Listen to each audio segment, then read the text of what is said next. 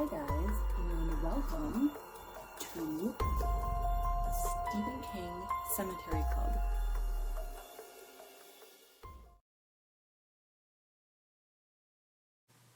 Lewis has begun his lying about church.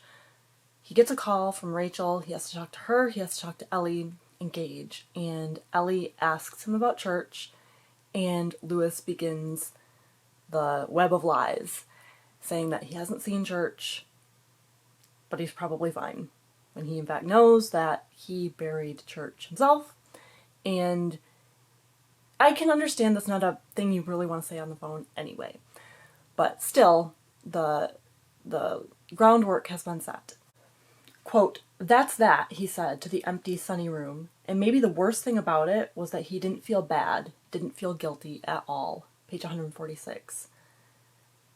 And we find out later that Lewis kind of had this inkling that he just shouldn't say anything. That, that Church's death was almost inconsequential, which makes sense given that in a little bit, Church is going to come back. And it's almost as though Lewis understood on some level what he and Judd were doing up at the burial ground. Quote, "It was around 1 o'clock that afternoon when Church came back like the cat in the nursery rhyme." Page 150. So, all of a sudden, Church walks in and doesn't act like he's been away. Lewis just kind of accepts it because, like I said, in the recesses of his mind, he knew that that's kind of what he and Judd were doing.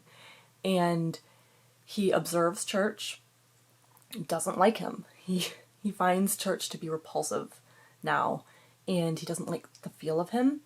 He doesn't like the look in Church's eyes. He definitely has an odor to him, like a sour earth odor. He's not graceful. He keeps running into things. He's just kind of like Frankenstein's monster. Well, no, I shouldn't say that, because Frankenstein's monster was pretty eloquent. I take that back. He is not like that. But he is just this kind of lump of flesh that is somehow walking around. There's no real life in his eyes.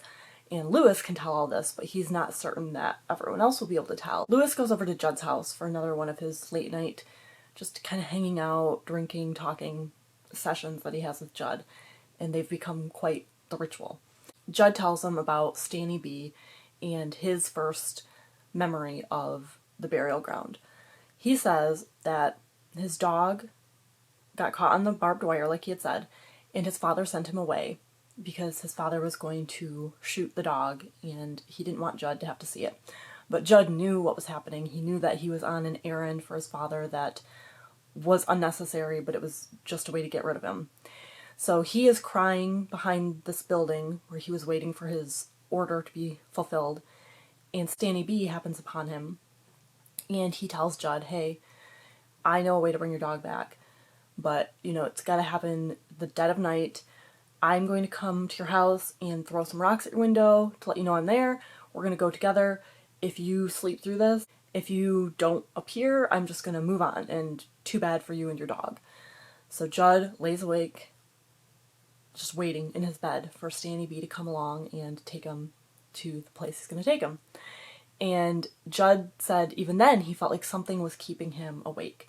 Something wanted him to go use the burial ground. He said Stanny B got himself very, very drunk and was very late showing up to his house.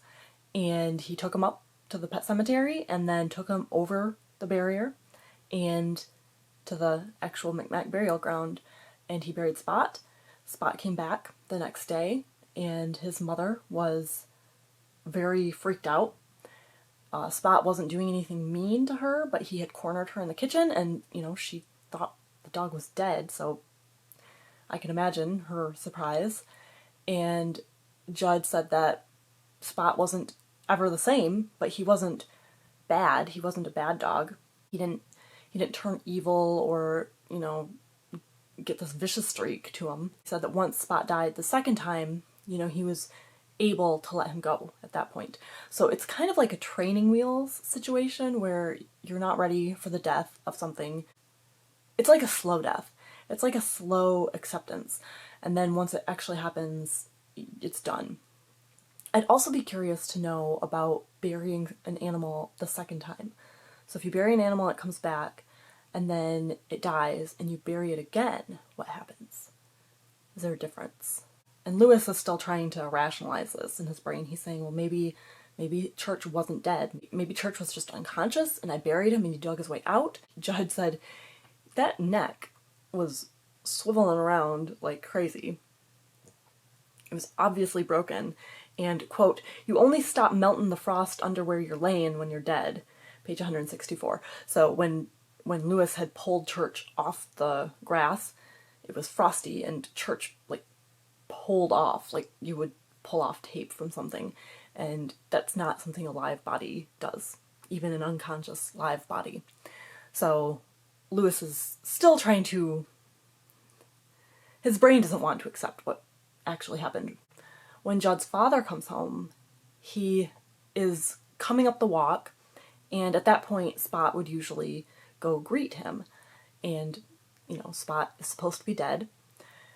But on that day, Spot comes ambling out very clumsily, you know, not his normal self. And when he gets over to Judd's father, he jumps up. And this was a very chilling scene.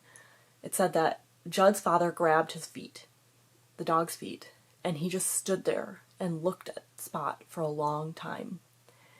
And he knew what had happened. He told Judd, your dog needs a bath, which he had already given Spot a bath because his mother had complained of his smell. And that's something that's not going to get better. That's not going to go away. He said that he and his dad had a long talk about it, and his dad asked, who took you up there? He told him about Stanny B. And, you know, his dad was disappointed, and other people around town knew what had happened because they knew that Spot had died, but no one ever talked about it. Judd said it's kind of like sex, where people do it, but don't really talk about it.